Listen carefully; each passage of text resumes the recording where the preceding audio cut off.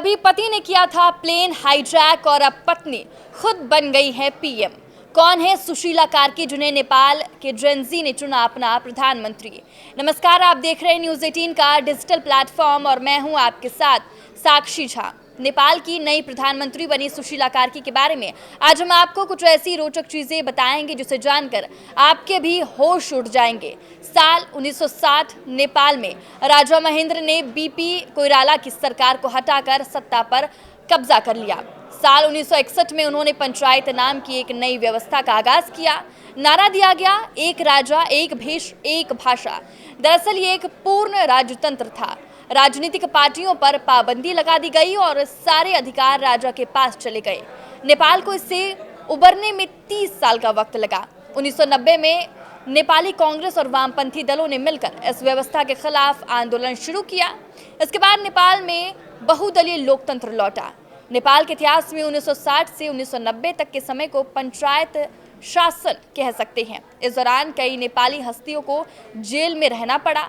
90 के दशक में विराट नगर जेल में बंद ऐसी ही एक महिला अपनी आने वाली एक किताब की पृष्ठभूमि रच रही थी। पुस्तक का नाम था कारा यानी कि जेल। लोकतंत्र के विरुद्ध स्थापित एक व्यवस्था के दौरान अपने जीवन के महत्वपूर्ण पलों को जेल में बिताने वाली ये महिला आगे चलकर नेपाल में खूब चर्चित हुई। और जब साल 2025 के सितंबर महीने में नेपाल में जेनजी की अगुवाई में लोकतंत्र को फिर से परिभाषित करने की जरूरत पड़ी तो उनका नाम फिर से इतिहास में दर्ज हुआ। 1997 से 2012 के बीच पैदा हुए लोग जिनको जेनजी कहते हैं, 2025 में उनकी अधिकतम उम्र 30 साल हो सकती है। इसी साल में उस महिला की उम्र 73 साल है जिनकी चर्चा ऊपर की गई और जिनको जेनजी ने अपने प्रतिनिधि के तौर पर नेपाल के अंतरिम प्रधानमंत्री के रूप में चुने जाने पर सहमति जता दी है। नाम है सुशीला कार्की।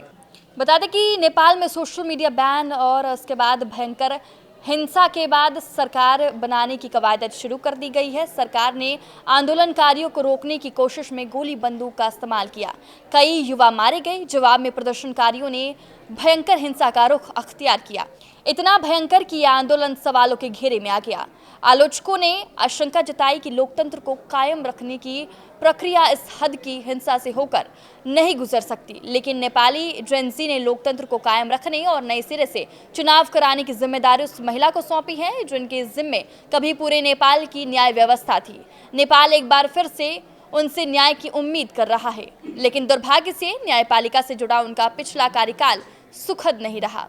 साल 2016 में सुशीला कार्की नेपाली सुप्रीम कोर्ट की चीफ जस्टिस बनी। ये घटना ऐतिहासिक थी क्योंकि नेपाल में ऐसा करने वाली वो पहली महिला बनी और अब तक ऐसा करने वाली वो इकलौती महिला है। अपने करियर की शुरुआत में उन्होंने टीचर की नौकरी से की थी। 1978 में नेपाल के त्रिभुवन विश्वविद्यालय से कानून में स्नातक की उपाधि प्राप्त करने के बाद 1979 में उन्होंने विराट नगर में अपनी वकालत शुरू की। इसके बाद वो वरिष्ठ अधिवक्ता बनी। फिर उनको सुप्रीम कोर्ट में एड हॉक जस्टिस नियुक्त किया गया। इसके बाद वो स्थायी जस्टिस बने। सुशीला कार्की ने सुप्रीम कोर्ट में रहते हुए कई कड़े फैसले दिए। उनकी छवि एक सुधारवादी इंसान की बनी। 2012 में उन्होंने भ्रष्टाचार के आरोपी में एक मंत्री को जेल भेज दिया। इस तरह जयप्रकाश गुप्ता नेपाल में भ्रष्टाचार के आरोप में जेल जाने वाले पहले मंत्री बन गए। 2016 के अप्रैल महीने में उनको सुप्रीम कोर्ट का कार्यवाहक मुख्य न्यायाधीश बनाया गया और फिर उसी साल वो नेपाली सुप्रीम कोर्ट की चीफ जस्टिस बनी। लेकिन अगले साल यानी 2017 में उनका समय मुश्किल साबित हुआ। उस समय सरकार का नेतृत्व कर रही नेपाली कांग्रेस ने अपनी संसदीय शक्ति का इस्तेमाल करके उनके खिलाफ महाभियोग प्रस्ताव पेश किया, जिसके कारण उन्हें तत्काल निलंबित कर दिया गया। महाभियोग प्रस्ताव में उन पर पक्षपात करने और कार्यपालिका की शक्तियों में हस्तक्षेप करने का आरोप लगाया गया, विशेष रूप से पुलिस प्रमुख की नियुक्ति से संबंधी विवाद में। हालांकि जनता के दबाव के कारण कार्की के खिलाफ महाभियोग को वापस ले लिया गया, लेकिन वो राजनीतिक भ्रष्टाचार से निराश थी। सेवानिवृत्त के बाद भी वो इस मुद्दे पर काम कर रही थी। लेकिन खुद सुशीला कार्की भी राजनीतिक भ्रष्टाचार के आरोपी से अछूती नहीं रही। आरोप लगे कि उन्होंने चीफ जस्टिस रहते हुए राजनीतिक दलों से जुड़े जजों की नियुक्ति पर जोर दिया। उन पर सवाल उठे। कार्की ने अपना बचाव किया और कहा कि एक बार जो वो न्यायाधीश बन जाएंगे तो राजनीति से दूरी बना लेंगे। हालांकि बाद में उन्होंने कुछ ऐसे मंत्रियों का पर्दाफाश किया जिन्होंने कथित तौर पर उन पर अपने रिश्तेदारों को न्यायाधीशों के तौर पर नियुक्त करने के लिए दबाव डाला था। एक ऐतिहासिक फैसला देते हुए एक बार सुशीला कार्की की अध्यक्षता वाली पीठ ने संवैधानिक भ्रष्टाचार निरोधक संस्था के प्रमुख के रूप में लोकमान सिंह कार्की की नियुक्ति को रद्द कर दिया था। ये नियुक्ति राष्ट्रपति रामबरन यादव, अंतरिम प्रधानमंत्री सह मुख्य न्यायाधीश खिलराज रेग्मी और सत्ताधारी 4 प्रमुख दलों द्वारा की गई थी। एक बार फिर से वापस चलिए नेपाल के पंचायत शासन में। साल 1973 नेपाल में लोकतंत्र की वापसी के प्रयास किए जा रहे थे। जीपी कोइराला इसके लिए सशस्त्र संघर्ष कर रहे थे। उनको हथियार खरीदने के लिए पैसों की जरूरत थी। इसी साल जून महीने में नेपाल एयरलाइंस का एक विमान हाईजैक हो गया।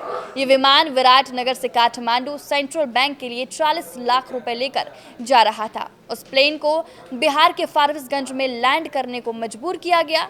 ये 40 लाख रुपए जीपी कोइराला को सौंप दिया गया। लोकतंत्र की वापसी हुई तो कोइराला नेपाल के प्रधानमंत्री बने। 4 बार इस हाईजैक के पीछे नेपाली कांग्रेस से जुड़े 4 लोगों का नाम सामने आया। इन्हीं में से एक थे दुर्गा सुवेदी। 1990 में पंचायत व्यवस्था के खत्म होने और लोकतंत्र की वापसी के बाद सुशीला कार्की ने इसी दुर्गा सुवेदी को अपने विवाह के लिए चुना। सुवेदी कभी उनके शिक्षक हुआ करते थे। सुशीला एक बार उनके बारे में कहा कि सुवेदी उनके हर संकट और हर परिस्थिति के सबसे भरोसेमंद दोस्त और मार्गदर्शक हैं।